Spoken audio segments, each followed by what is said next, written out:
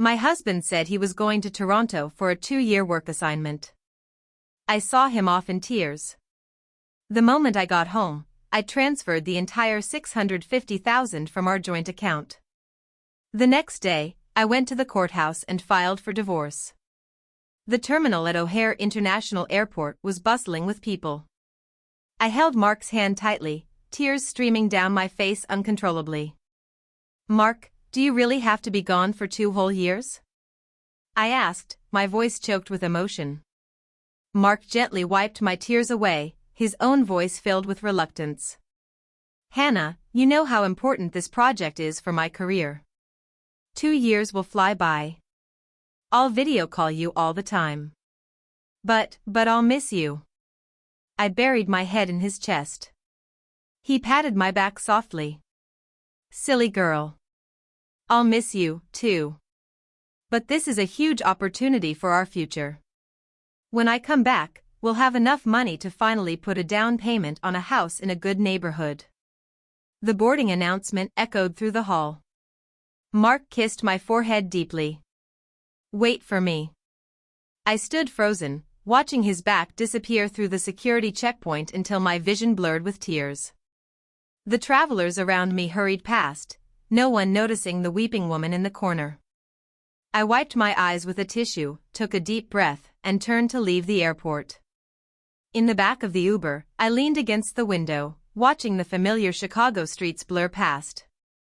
The driver glanced at me in the rearview mirror. "Seeing someone off?" I nodded, not saying a word. "Seeing you so upset? Must be a boyfriend or husband?"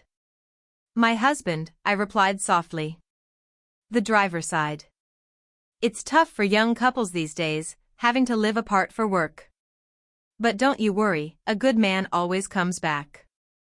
I managed a faint smile but didn't respond. The car soon arrived at our condo building in Lincoln Park. I paid the fare and walked into the home Mark and I had shared. The empty apartment echoed with my footsteps.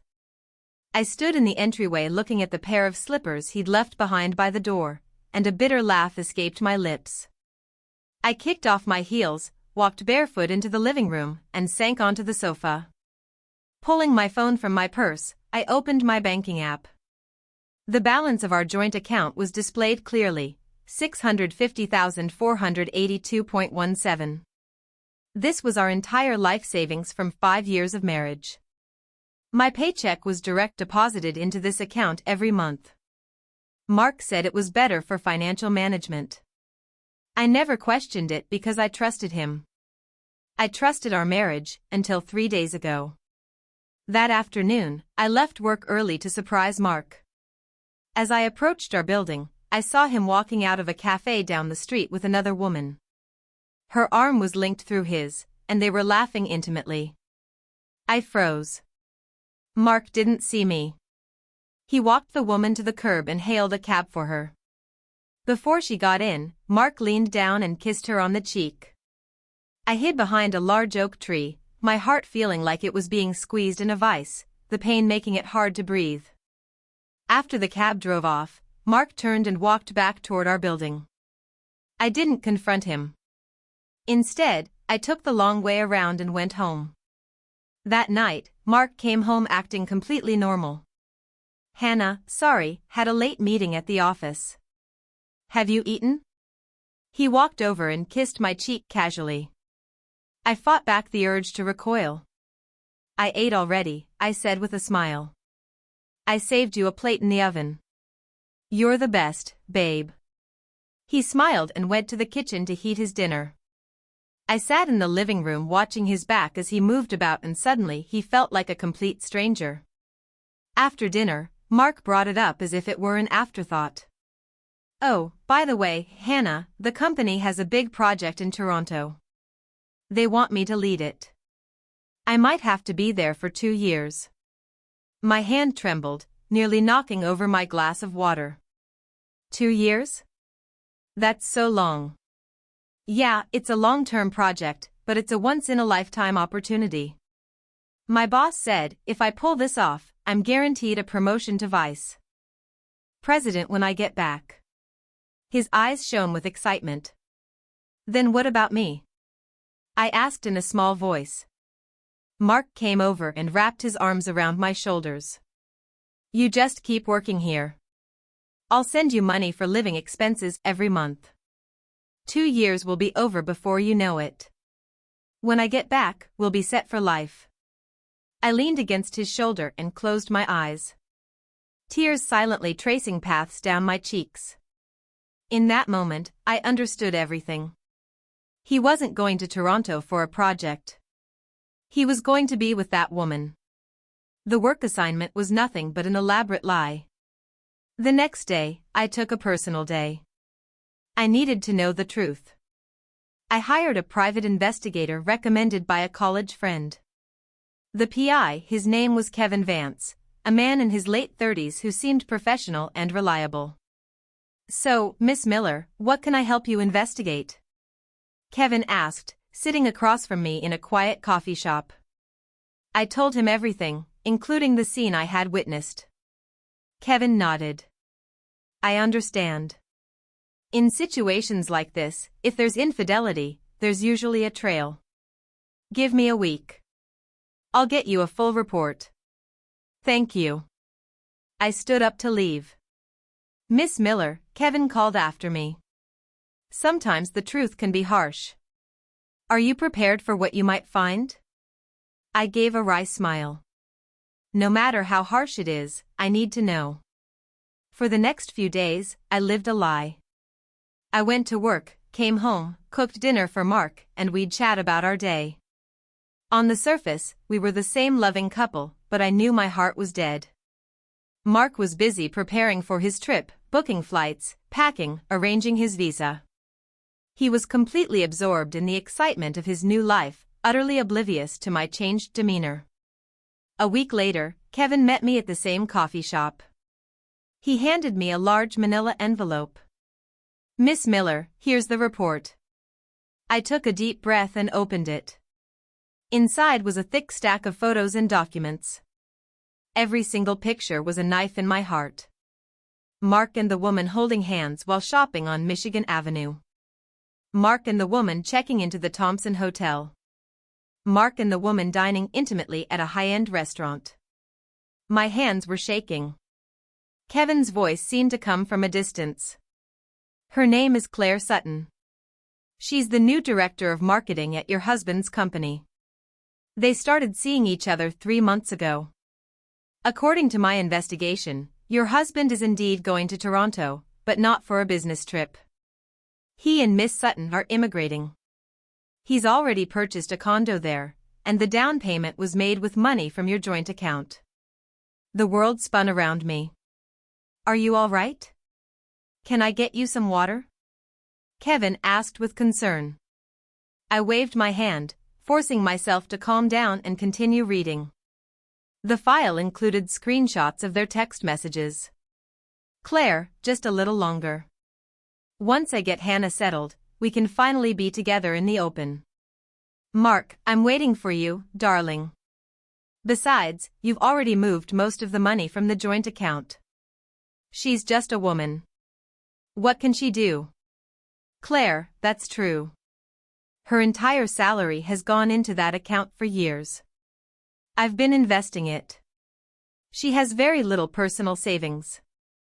She won't be able to do much of anything after the divorce. Mark, so when are you going to break it to her? Claire, no need. I'll go to Toronto first. After 6 months, I'll tell her I met someone else there and want a divorce. That way, she won't make a scene.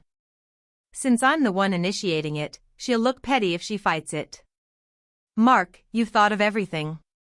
So, when do we start decorating our place in Toronto? Claire, as soon as I get there. Don't worry. We're going to have a wonderful life. I closed the file, shut my eyes, and took a long, deep breath. 5 years of marriage. It was all a meticulously planned scam. Miss Miller, what do you plan to do? Kevin asked, handing me a glass of water. I opened my eyes, my gaze now firm. I'm going to transfer every penny out of that joint account. Is that legal? It's a joint account. I have the right to access the funds, I said with a cold laugh. Besides, most of that money came from my salary. He thinks I'm a fool who will just sit here and wait for him to come back and dump me. He's dreaming. Kevin nodded.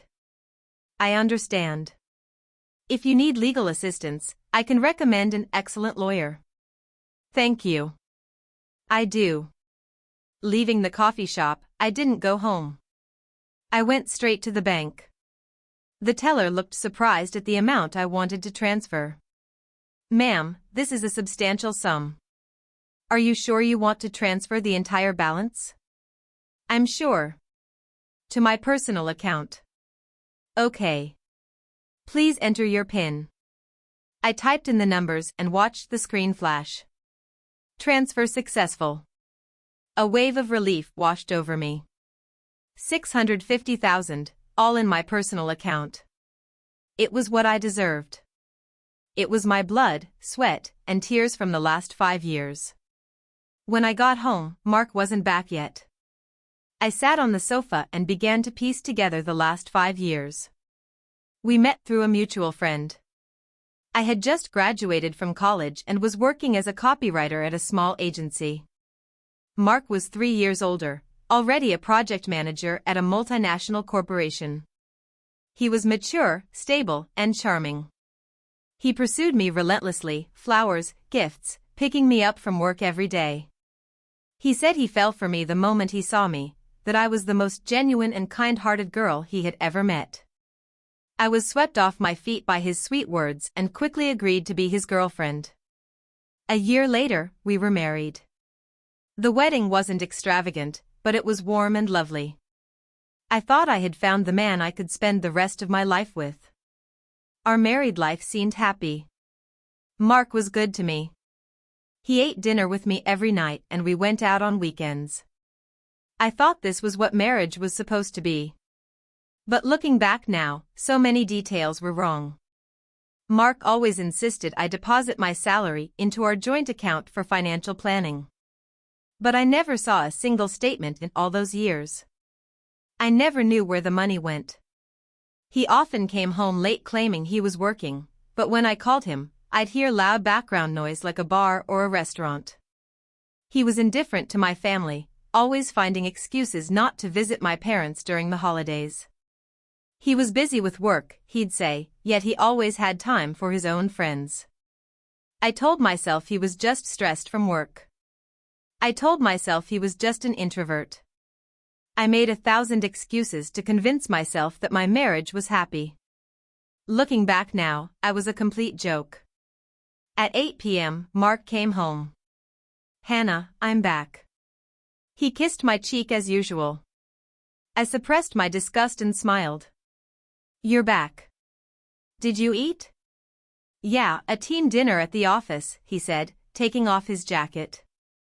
By the way, I leave the day after tomorrow. I just have to wrap some things up at work. So soon? I feigned surprise. Yeah, the project is on a tight schedule. He sat on the sofa. Hannah, while I'm gone for these 2 years, you have to take good care of yourself. Don't spend money recklessly.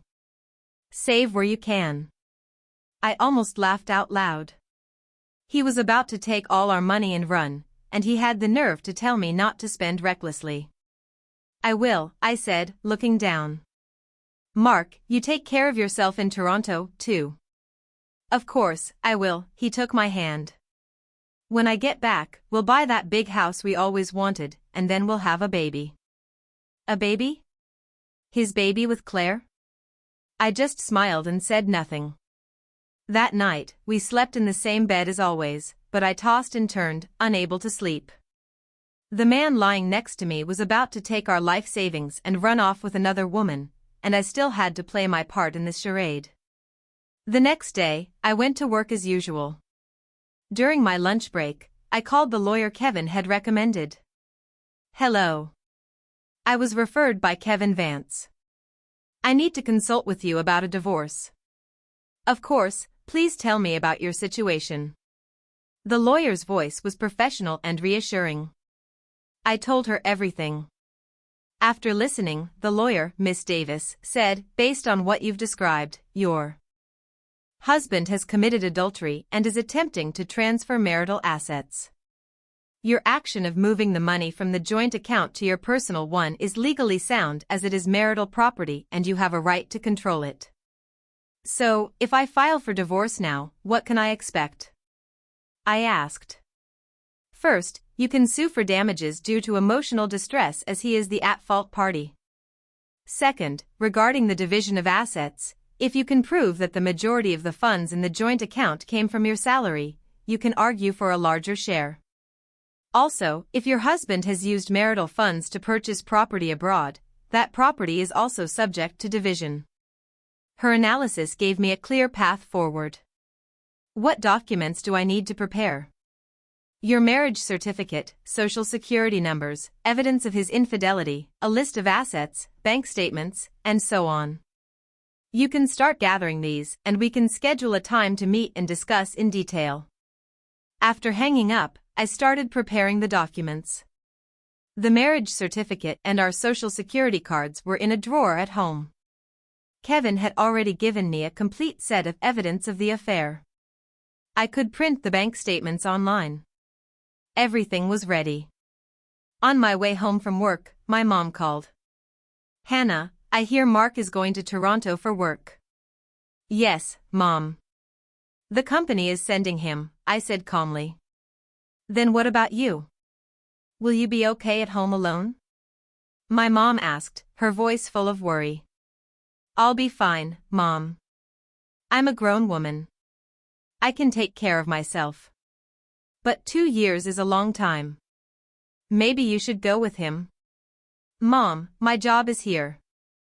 I can't just quit. Besides, he's going for work, not to live there permanently. There's no point in me going. My mom sighed. I guess so. Well, you have to take care of yourself. Call me if you need anything. I will, Mom.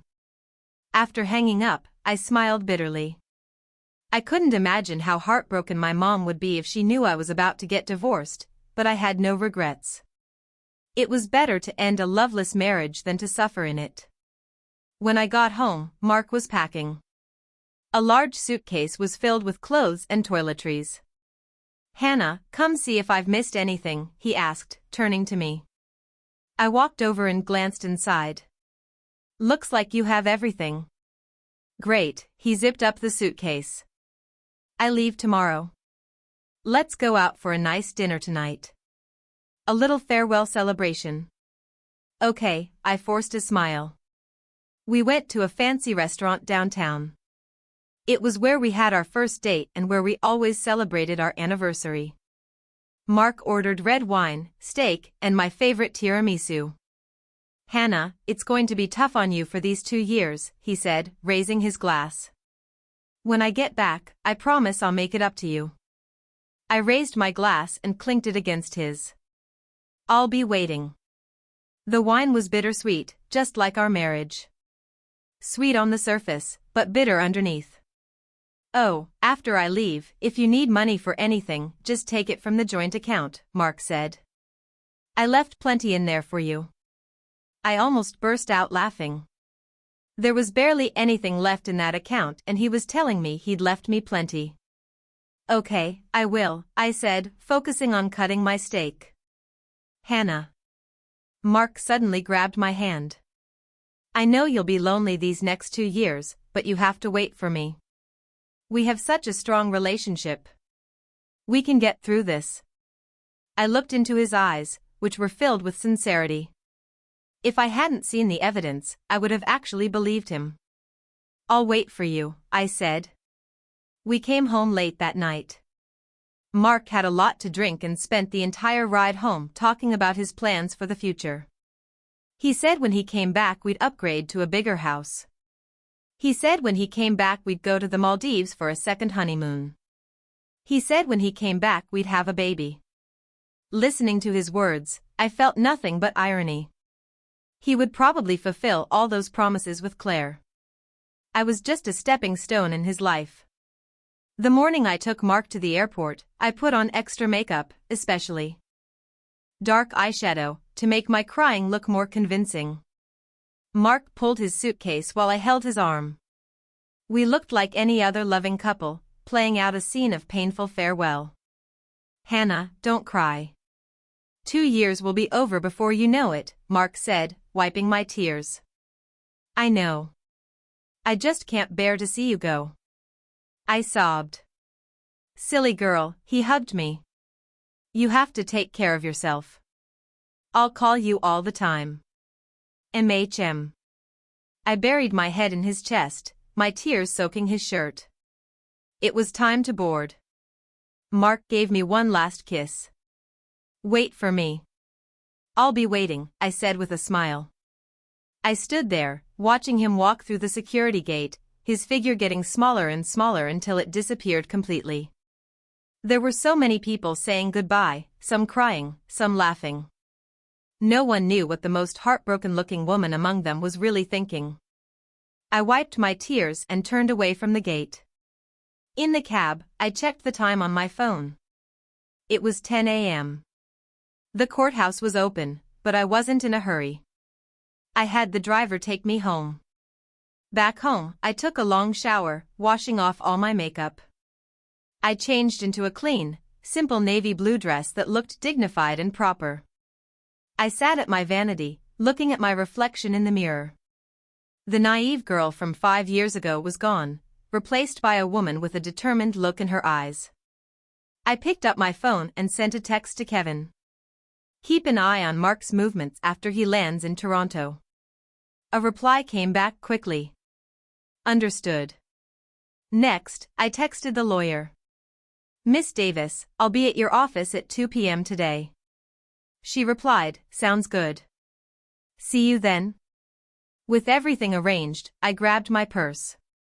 Inside were all the necessary documents. Our marriage certificate, my ID, bank cards, and the investigation report from Kevin. At 11 a.m. sharp, I left the house. The courthouse wasn't far, about a 20-minute walk. I decided to walk, a final stroll to mark the end of this chapter of my life. The streets were busy.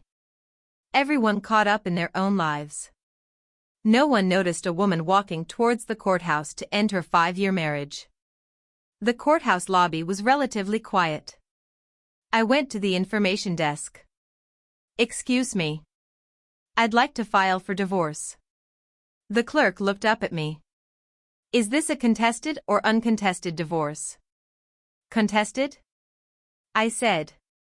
Then you'll need to file a petition with the court first. Once you have a judgment, you can finalize the paperwork here, she explained.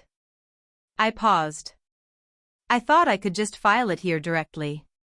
What materials do I need to file with the court?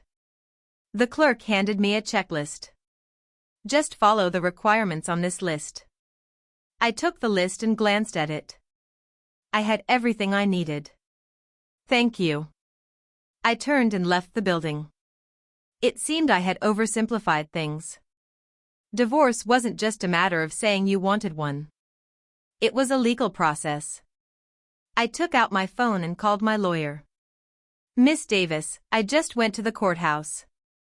They said I need to file a petition first. That's correct. Because your husband is now out of the country. You can't file for an uncontested divorce. It has to go through the litigation process, Miss Davis said. Come to my office this afternoon and we'll go over the strategy. Okay. After hanging up, I stood outside the courthouse watching people come and go. Some were beaming, coming to get a marriage license. Others looked miserable, coming to finalize a divorce. Marriage is like a fortress, I thought. People outside want to get in, and people inside want to get out. At 2 p.m. I was in Miss Davis's office. She was a woman in her 40s, sharp and competent. She offered me a seat and a bottle of water. Miss Miller, I've reviewed the materials you sent over. Your case is a bit complex, Miss Davis said. First, your husband is now abroad, which will make serving him with the papers more complicated. Second, regarding the division of assets, we need to investigate the property he purchased overseas. I understand, I nodded. How long will it likely take? If things go smoothly, about 6 months. If he's uncooperative, it could take longer. I can wait 6 months. Let's start the proceedings now, I said. Very well. Miss Davis produced a document. This is a draft of the petition. Please review it and see if you have any changes. I read it carefully. The petition detailed Mark's wrongdoings, including his infidelity and the transfer of marital assets. It's fine. I signed my name. Then we will file this with the court tomorrow, Miss Davis said. Also, the matter of you transferring the funds from the joint account, it's best to keep that confidential for now. If he finds out, he might try to take preemptive action. I understand, I said. No one knows about it except you. Leaving the law firm, I felt a sense of relief. The road to divorce was long, but I had taken the first step. When I got home, I started packing up Mark's belongings. His clothes, his books, his photos. Each item was once a part of my reality, but now they only filled me with disgust. I put everything into boxes, planning to ship them to his parents. Let them see what kind of a son they raised. While I was packing, my phone rang. It was Mark. I took a deep breath and answered. Hannah, I've landed in Toronto. Mark's voice sounded excited. Oh, was the flight okay? I tried to keep my voice normal. It was great. The weather here is nice, but the jet lag is tough, he said. How was your day? Did you cry a lot? I'm okay, I said. You should get some rest, Hannah. I love you. I paused for a few seconds, then said, me, too. After hanging up, I stared at the call log on my phone and laughed. He said he loved me, but he only loved a naive, gullible woman who would happily hand over her money. He never loved the real me. The next few days, I went to work as usual and continued clearing out his things at night. I packed up everything of Mark's and arranged for it to be shipped. I also rearranged the furniture and took down all our photos together. The apartment slowly transformed into a space that was mine alone. Without his presence, I felt a sense of freedom. 5 days later, Miss Davis called. Miss Miller, the petition has been filed and accepted by the court. That was fast, I said, surprised. Yes, your documentation was very thorough. So, the process went smoothly, she said. Next, the court will issue a summons for your husband. He will be required to respond within a specified time.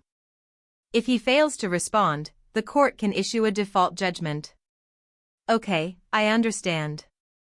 After hanging up, I let out a long breath. Everything was proceeding as planned. That night, Mark video called me. On the screen, he was in an unfamiliar room with floor-to-ceiling windows showing a city skyline at night. Hannah, look. This is my apartment in Toronto, he said, panning the phone around. Nice, right? I looked at the stylish apartment and sneered internally. This must be the condo he bought with our money. It's very nice, I said. Are you living there alone? Yep. A one-bedroom the company arranged for me, he said with a smile. It's a bit empty, though. It would be perfect if you were here with me. I almost laughed. He was probably living there with Claire and still putting on this act. When you come back, we'll be together again, I said. Yeah, I'll miss you. After the call ended, I sat on the sofa in a daze. The man's acting skills were incredible. If I hadn't seen the proof with my own eyes, I might have been fooled for the rest of my life. A week later, Kevin sent me a new report. It contained photos of Mark and Claire in Toronto. They were grocery shopping together, cooking together, taking walks together. They looked like a newlywed couple. There was also a photo of them at a real estate agency. Kevin's note read, they were looking at a house in Vancouver, planning to take out a mortgage in your husband's company's name. I saved all the photos as new evidence. When Miss Davis saw them, she said, "With these, we can file a motion to freeze his assets to prevent him from transferring more property." "Please do," I said. "Don't worry, Miss Miller," Miss Davis said. "I will do everything in my power to get you the best possible outcome. Men like your husband need to pay for their actions." I nodded. Yes, he needed to pay. 2 weeks later, Mark received the court summons. That night he called me, his voice filled with rage. "Hannah, are you insane? Why did you file for divorce?" "Because I know about you and Claire," I said calmly. There was silence on the other end for a few seconds. What are you talking about? I don't understand." Mark's voice was now laced with panic. "Stop pretending, Mark." I sneered. "I know you're not in Toronto for work. You're living with Claire. I know you used our money to buy a condo there, and I know you never planned on coming back. Hannah, listen to me. Let me explain." "No more explanations." I cut him off. "I've filed the papers. I'll see you in court." "How dare you? You transferred the money from the joint account, didn't you? That's marital property. You had no right to do that." Mark finally dropped the act. "Most of that money was my salary. What's wrong with me taking it?" I retorted. "And what about you? Using marital property to buy a house in another country, isn't that hiding assets?" Mark was silent. "Hannah, you'll regret this," he said menacingly. "What do you think you're going to get from this divorce?" "You'll get nothing." "We'll see about that," I said, and hung up. After the call, my hands were trembling. Even though I was prepared for this, the actual confrontation was still painful. In the following days, Mark constantly called and messaged me, sometimes begging for forgiveness, sometimes threatening me. I ignored all of it. I focused all my energy on my work and the lawsuit. Miss Davis was incredibly professional. She helped me prepare all the evidence, proof of Mark's affair, proof of his asset transfer, and my salary records for the past 5 years. "Miss Miller, you have a very strong case," Miss Davis assured me. "Your husband is clearly at fault and has illegally transferred marital property. The court will almost certainly rule in your favor." "Thank you, Miss Davis." "You're welcome. This is my job," she said. "Stay strong. This will be over soon."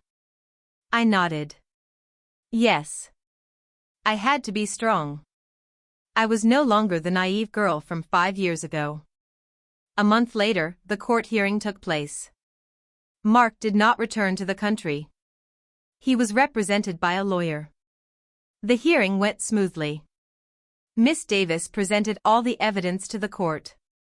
Mark's lawyer tried to argue that the photos were doctored and that the property purchase was an investment, but in the face of solid evidence, his arguments were weak.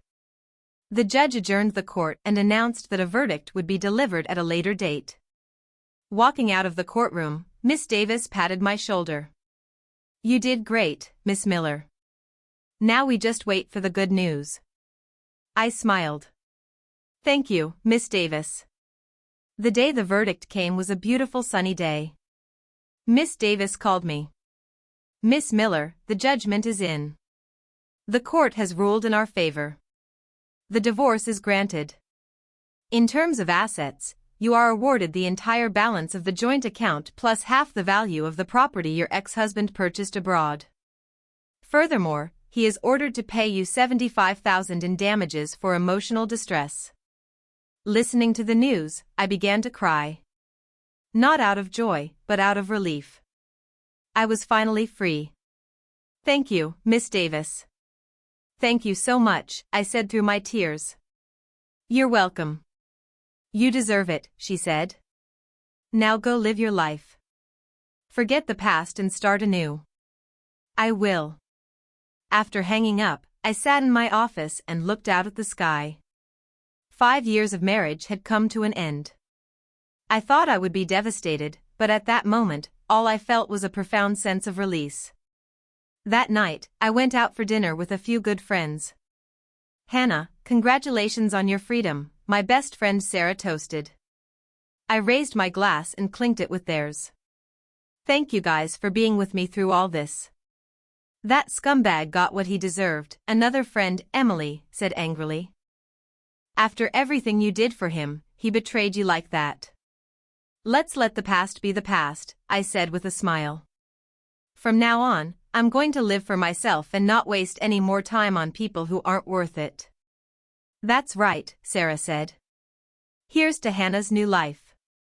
We clinked our glasses and drank. Life after the divorce was different from what I had imagined. I thought I would be sad, crying myself to sleep every night. But in reality, I felt liberated. Without Mark, I no longer had to worry about when he would come home. No longer had to walk on eggshells to please him. No longer had to hand over my entire paycheck. I redesigned my life.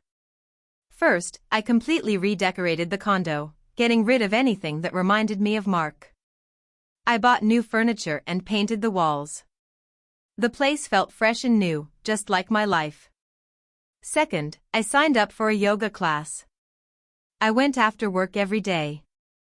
It was great for both my body and my mind. I also learned to cook different cuisines. When Mark was around, I always made the American comfort food he liked. Now I could make whatever I wanted to eat. I also started traveling. I packed a bag and went to all the places I had always wanted to see but never had the chance. I met interesting people, heard fascinating stories. I realized the world was so much bigger than my failed marriage, with so many other things worth pursuing.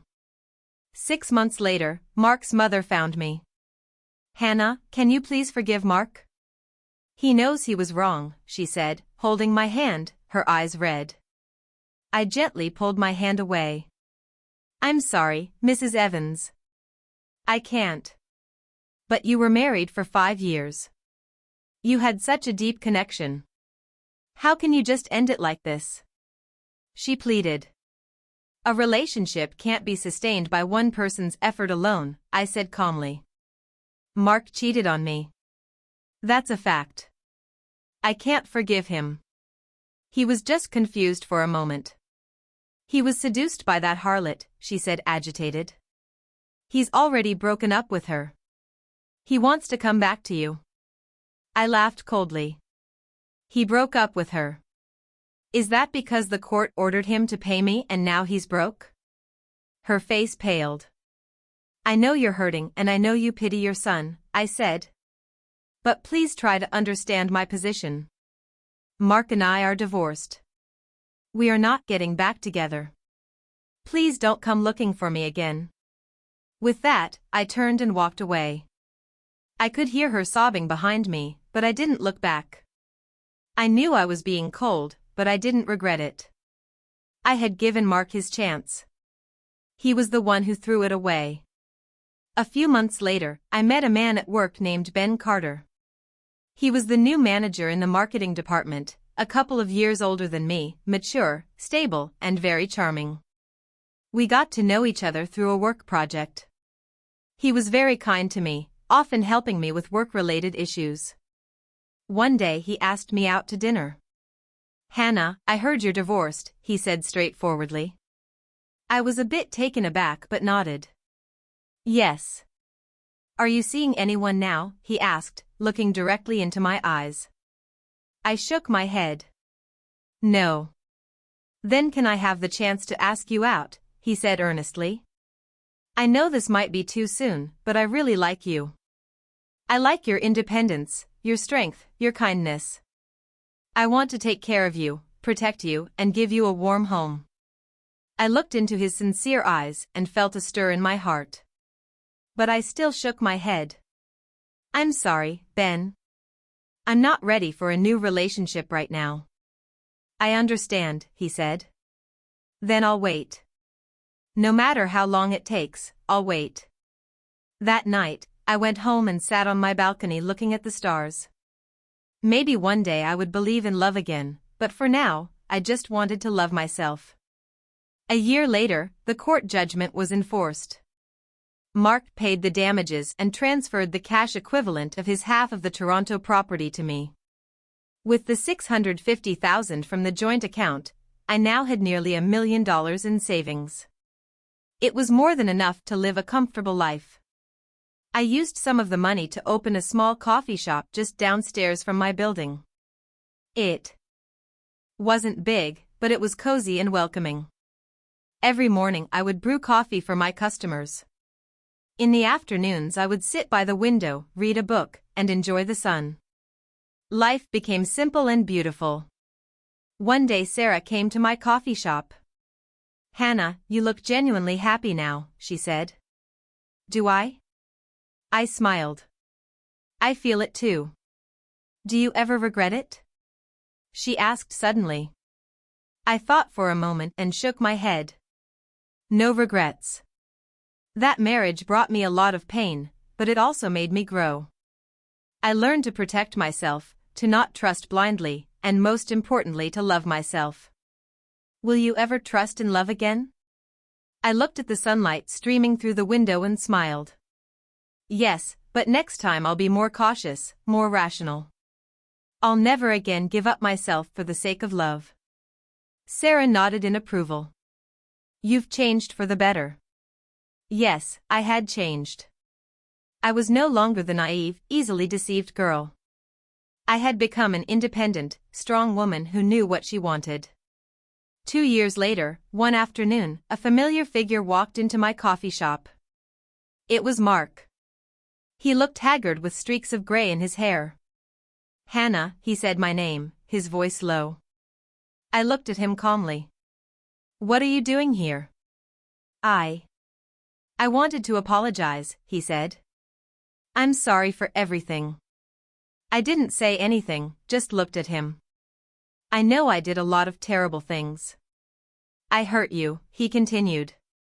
I regret it so much now, but I know it's too late. I just wanted to tell you. I'm sorry. Okay, I heard you, I said. Is there anything else? Mark was taken aback. He shook his head. Then please leave, I said, pointing to the door. He looked at me, his eyes filled with bitterness. Hannah, do you really not hate me at all? I thought for a moment. I used to hate you. I hated you so much I wanted revenge. But I don't hate you anymore. I realized hating someone is exhausting. You're not worth it. Are you? Are you happy now? He asked. Very happy. I smiled. Happier than I ever was with you. That sentence was like a dagger to his heart. He gave a bitter laugh, turned, and left the coffee shop. Watching his retreating back, I suddenly realized that the man I once loved so desperately was now just a stranger to me.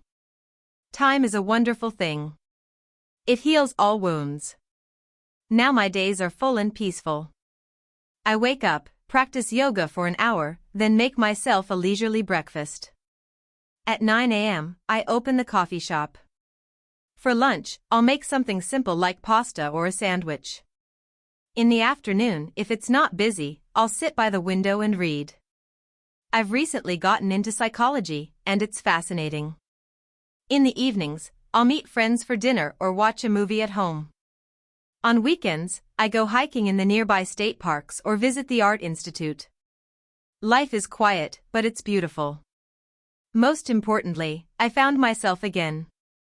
I don't need to depend on anyone. I can live my life independently and face the world on my own terms. 6 months ago, Ben asked me out again. Hannah, I've waited 2 years for you, he said. I know you've been through a lot, and I'm not rushing you, but I want you to know that I'm still here waiting. In that moment, I felt that maybe I could give him a chance. Ben, I said, I'm willing to try. He was ecstatic and hugged me tightly. Really? Really? I smiled. But I have to be honest. I'm not sure if I love you yet. I'm just willing to give us a chance. That's enough.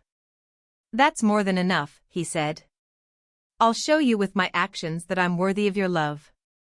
We've been together for 3 months now. He's wonderful to me, gentle, considerate, and supportive.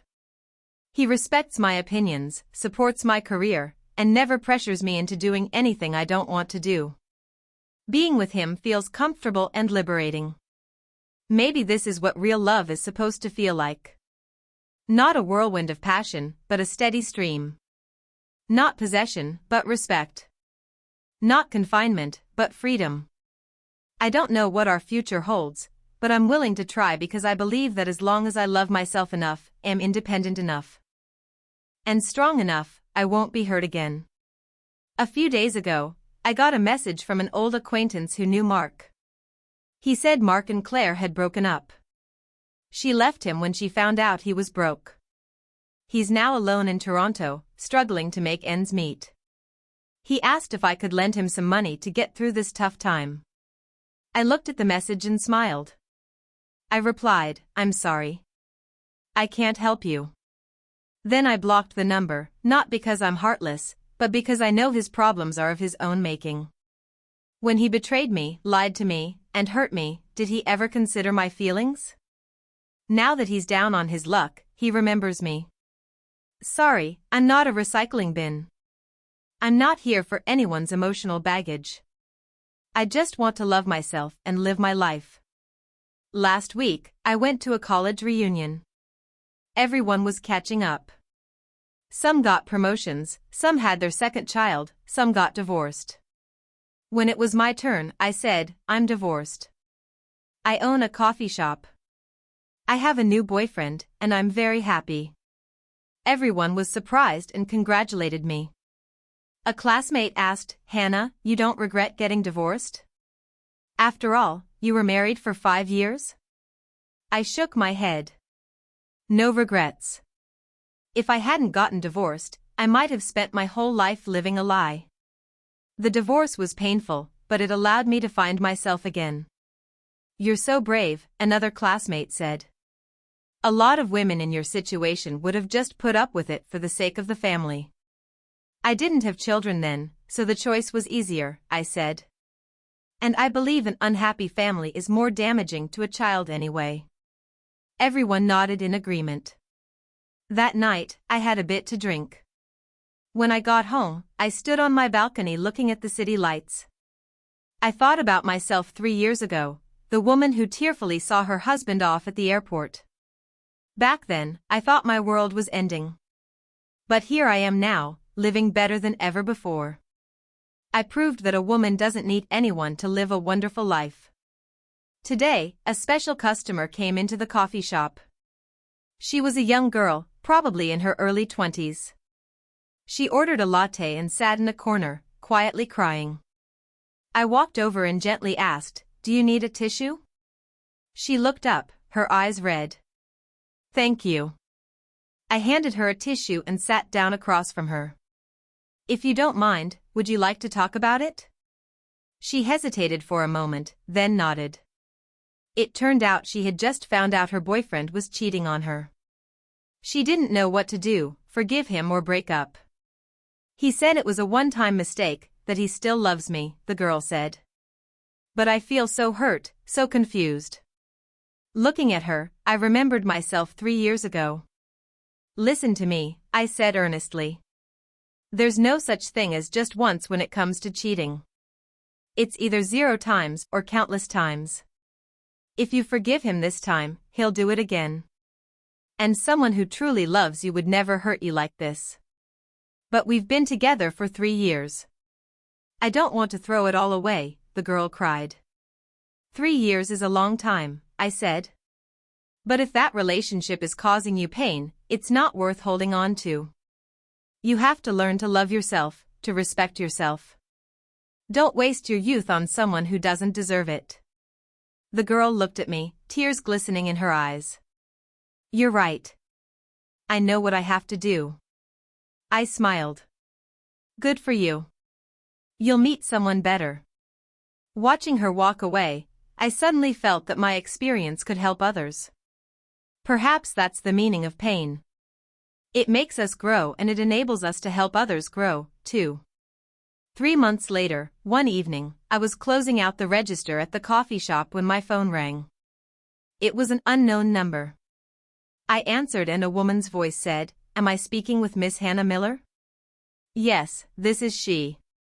This is Officer Chen from the Toronto Police Service." She said, "We need to inform you of a situation regarding your ex-husband, Mr. Mark Evans." My heart skipped a beat. "What's wrong?" "Mr. Evans has been arrested for investment fraud and embezzlement," the officer said. "According to our investigation, he has been running a Ponzi scheme for several years with the total amount involved exceeding 20 million Canadian." I was stunned. Furthermore, the officer continued, "Before his arrest, he left a letter to be delivered to you. In the letter, he states that a portion of the money he used to purchase the property in Canada came from these illegal funds. The Crown is now seizing these assets which may involve you." My hand holding the phone started to tremble. Also, the officer paused. "Mr. Evans stated that he never loved you, that he married you solely for..." The voice on the other end kept talking, but I couldn't hear it anymore. I looked at my phone screen and saw another call coming in. The caller ID said Ben. I hesitated for a second, told the officer, "I understand," and hung up. But just as I was about to answer Ben's call, the door to the coffee shop burst open. A strange man rushed in and stared at me. "Hannah Miller, I'm one of Mark Evans's creditors. You have to pay back his debt." I looked at the strange man before me, forcing myself to remain calm. The few remaining customers in the shop were startled by the sudden intrusion. "Sir, please calm down," I said, my voice as steady as I could make it. "Mark and I are divorced. His debts are not my responsibility." "Not your responsibility?" The man scoffed. "You were his wife. Don't you know about marital debt? Mark owes me 5 million. You have to pay it back." "I need to see a promissory note," I said. "And proof that this debt was incurred during our marriage and was used for our shared living expenses. Otherwise, I have no obligation to repay this debt." The man was taken aback, clearly not expecting this response. Just then, Ben rushed in. He must have been worried when I didn't answer his call. "Hannah, are you okay?" he said, stepping in front of me to shield me from the man. "Sir, whatever the issue is, we can discuss it calmly." "Who are you?" the man asked wearily. "I'm Hannah's boyfriend," Ben said. "Regarding the debt you mentioned, we can resolve it through legal channels. If you continue to cause a scene, I will call the police." The man looked at us, then at the other customers in the shop. Finally, he snorted. "Fine, we'll see you in court." He turned and left. Ben closed the door and wrapped his arms around me. "You must have been terrified." I leaned into his embrace, my heart pounding. I had put on a brave face, but I was actually scared. "I'm so glad you're here," I whispered. "Silly girl. I told you I would protect you," he said, gently patting my back. "What was that about a debt?" I told him about the phone call from the police. After listening, Ben's brows furrowed. "That bastard, Mark. What else has he done?" I had no idea, I sighed. I thought after the divorce, I would be done with him. I never expected all this. "Don't worry," Ben said. "I'll go with you to see your lawyer tomorrow. You're divorced, and your assets have been legally divided. His criminal activities and debts in Canada have nothing to do with you." I nodded, but a sense of unease still lingered. That night, I couldn't sleep. The police officer's words echoed in my mind. Mr. Evans stated that he never loved you, that he married you solely to steal my money? Or was there another motive? I suddenly realized that from the very beginning, I might have been just a pawn in his elaborate game. The next day, Ben accompanied me to see Miss Davis. After hearing the whole story, she let out a sigh of relief. "Miss Miller, you don't need to worry too much. First, you and Mr. Evans are divorced and your assets have been legally divided. Second, according to marital law, any debt incurred by one spouse in their own name that is not for the family's daily needs is not considered joint marital debt unless the creditor can prove that the debt was used for shared living, shared business, or was based on the mutual consent of both spouses. What about the $5 million that man mentioned? I asked. He needs to provide evidence that the debt was incurred during your marriage and was used for your shared life, Miss Davis said. From his reaction, he probably can't produce such evidence. And what about what the police said, that some of the money Mark used to buy the condo in Canada was from his illegal activities? That property was already divided in the divorce settlement with half awarded to you. Correct? Miss Davis said, reviewing the previous judgment. If the police want to seize it, they need to prove that you were aware of and participated in the illegal activities. Otherwise, as a good faith third party, your share of the property is protected by law. Hearing this, I finally felt a sense of relief. But, Miss Davis added, you should still be prepared. Mr. Evans's case is quite serious, and there may be other creditors who will come looking for you. I suggest you keep all your documents, including the divorce decree and property settlement agreement. If anyone harasses you, call the police immediately. I nodded. I understand. Thank you, Miss Davis. Walking out of the law firm, Ben held my hand. Don't be afraid. I'm here. I looked at him, a wave of warmth washing over me.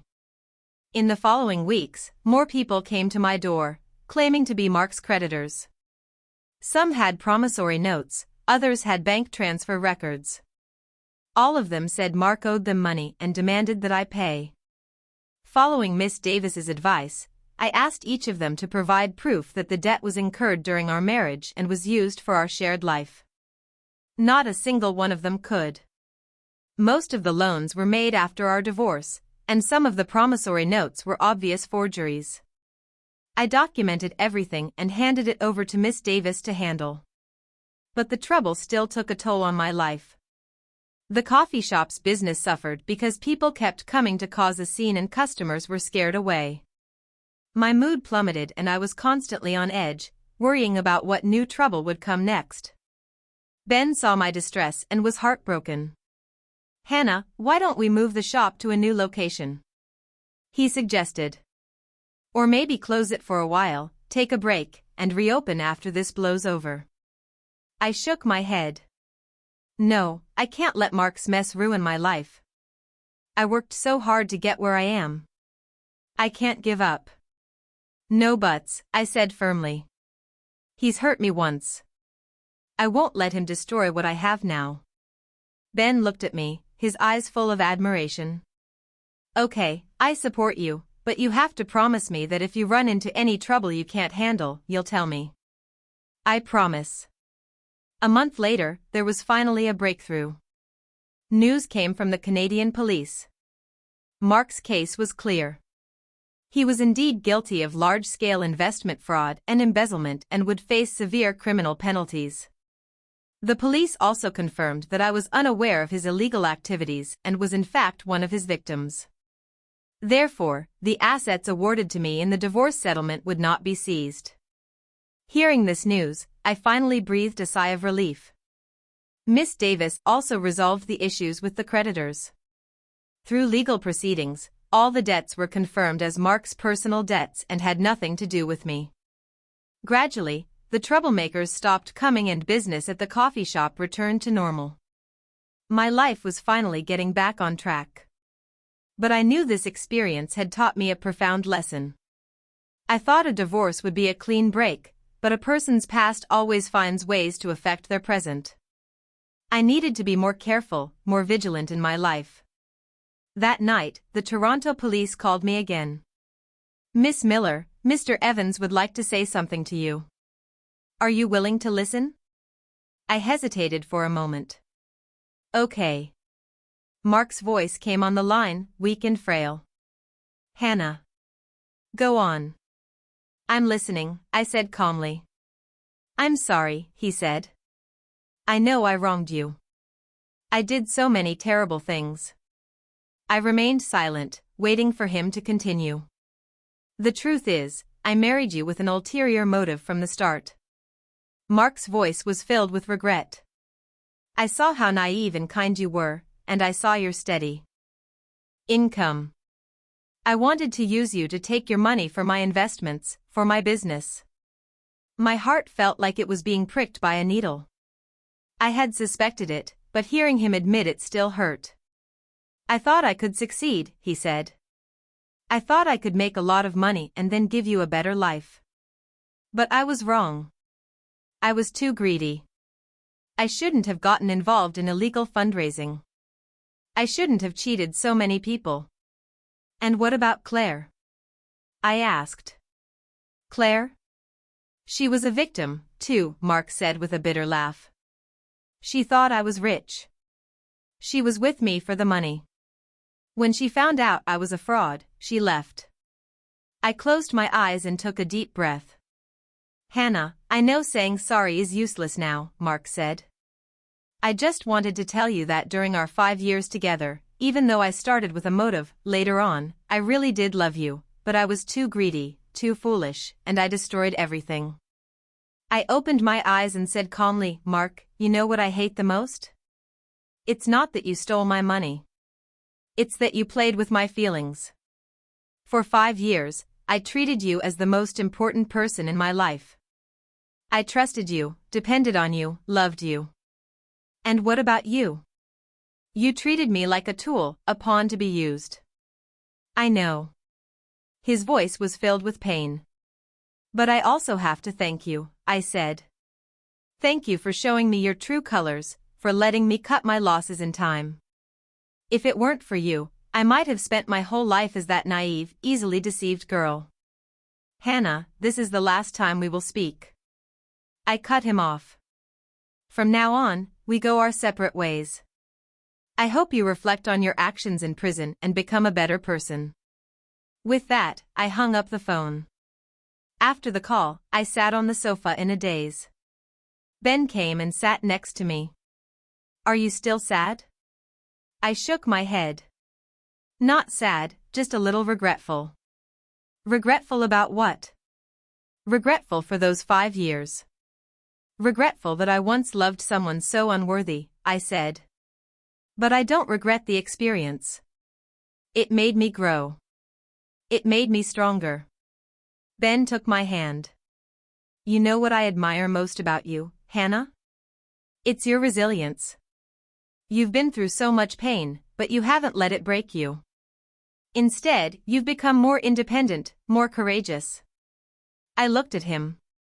A wave of warmth spreading through my heart. Ben, thank you for being by my side through all this, I said.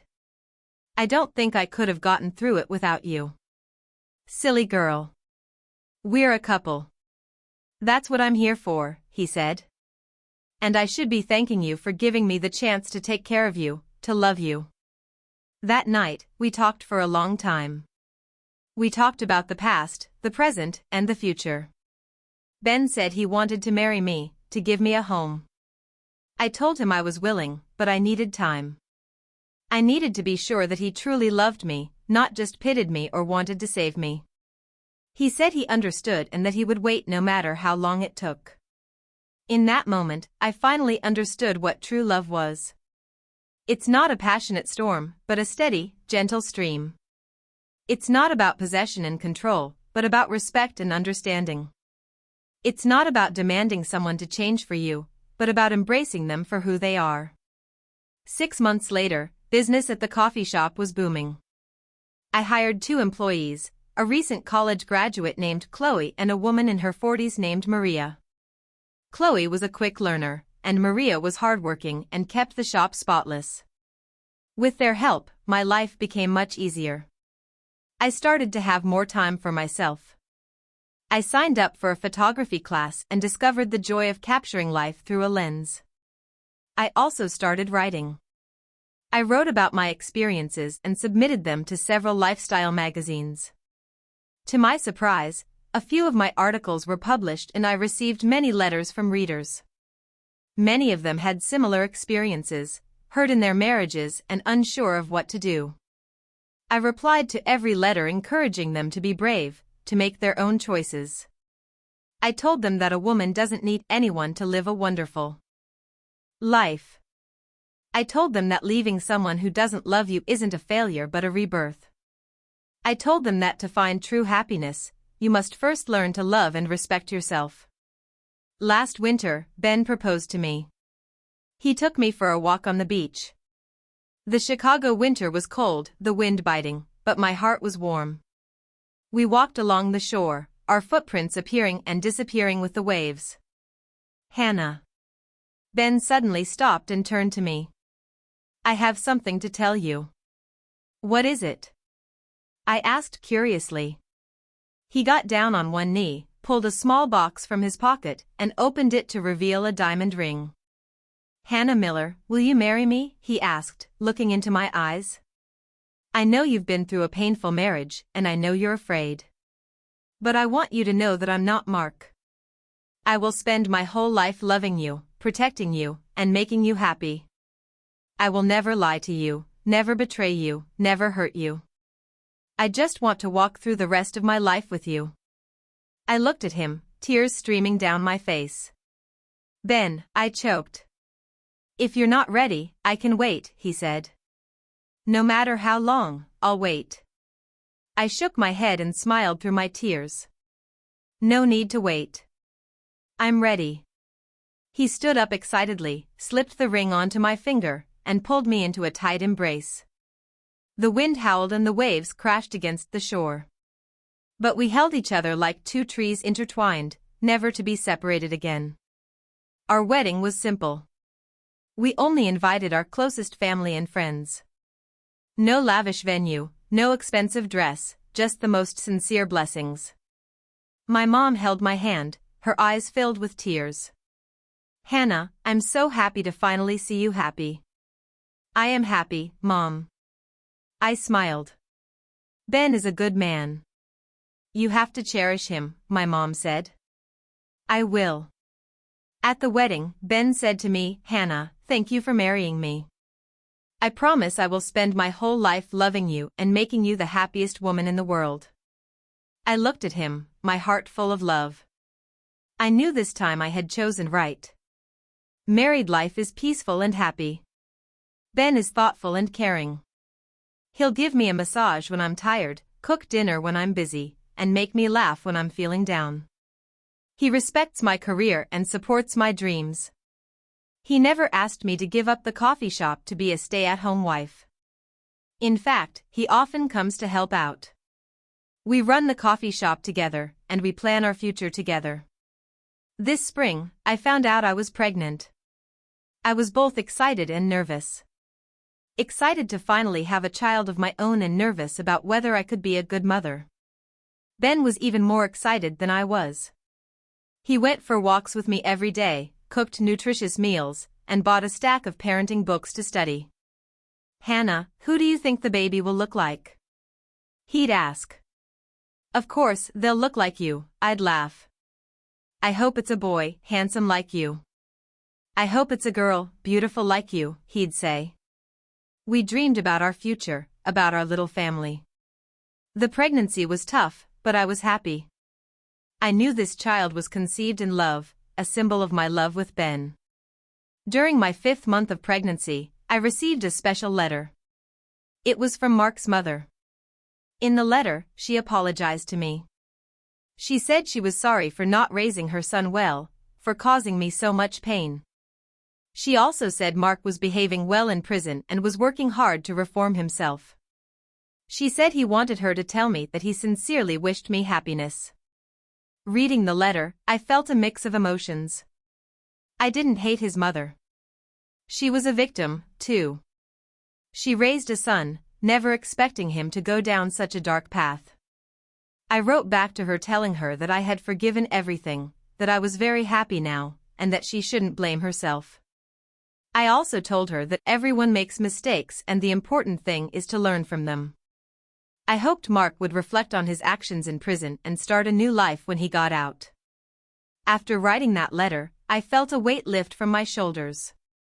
I had finally let go of the past. I had truly forgiven Mark and I had forgiven myself. Last fall, our baby was born. A beautiful girl. We named her Clara. I want her to grow up in a world of love and have a peaceful and happy life. Looking at my daughter in my arms, I thought about the girl I used to be, naive and easily deceived. I had to go through so much pain to become the woman I am today. I will share my experiences with my daughter. I will teach her to protect herself, to love herself, to tell right from wrong. I will let her know that a woman can be gentle but not weak, kind but not foolish, loving but she must first love herself. Now my life is full and happy. I wake up, take care of my daughter, feed her, change her, play with her. When she's asleep, I go to the coffee shop to help out. Even with a child, I haven't given up my career. Ben is incredibly supportive. He always says a woman shouldn't have to give up her dreams just because she gets married and has children. In the afternoons, I take Clara to the park. In the evenings, the three of us have dinner together and talk about our day. This quiet life is everything I ever dreamed of. Last month, the coffee shop hosted a special event. I invited some women who had gone through similar experiences to share their stories. Some were recently divorced and still struggling with the pain. Some were still hesitating, unsure if they should leave their marriages, and some had already moved on and started new lives. I shared my story. I told them that leaving someone who doesn't love you isn't a failure, but a rebirth. I know it's painful. I know you're lost right now, I said. But please believe me, the pain is temporary. If you take that brave step, you'll find a wonderful world waiting for you. But I'm scared, a young woman said. I'm scared of being alone. Being alone is better than being in an unhappy marriage, I said. And who says being divorced means being alone? You can have your friends, your career, your own life, and you can find love again with someone who truly loves you. Are you happy now? Another woman asked. I looked over at Ben who was standing by the door holding our daughter and smiling at me. Very happy, I said with a smile. Happier than I ever imagined. After the event, many people came to thank me. They said my story had given them the courage to face their own lives. They said I had given them hope, made them believe that a woman can live a wonderful life without depending on anyone. I was glad that my experience could help others. Perhaps that is the meaning of pain. It makes us grow and it enables us to help others grow. This year marks the 5th anniversary of my divorce. In these 5 years, I have been through a lot. I've grown from a dependent woman into an independent, strong one. I've gone from a broken victim to a guide for others.